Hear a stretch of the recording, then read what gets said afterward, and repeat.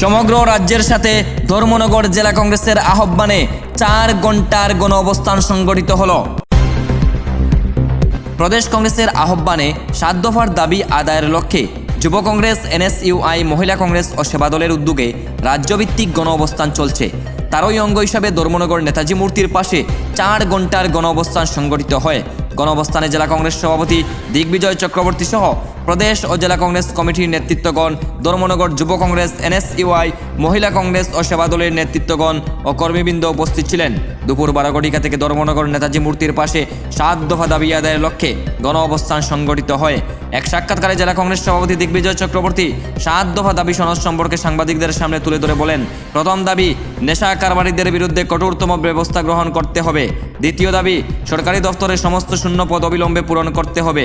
তৃতীয় দাবি, সরকারি শিক্ষা ব্যবস্থা বেসরকারীকরণ বন্ধ করতে হবে। চতুর্থ দাবি, ধর্ষণ, খুন সহ সাধারণ আইন শৃঙ্খলা রক্ষার ব্যর্থ পুলিশকে স্বাধীনভাবে কাজ করার সুযোগ দিতে হবে। তাছাড়া আরও 3টি দাবি রয়েছে। এই 7 দফা দাবি আদায়ের লক্ষ্যে সমগ্র রাজ্যে গণ অবস্থান চলছে বলে জানালেন জেলা কংগ্রেস সভাপতি দিগ্বিজয় চক্রবর্তী।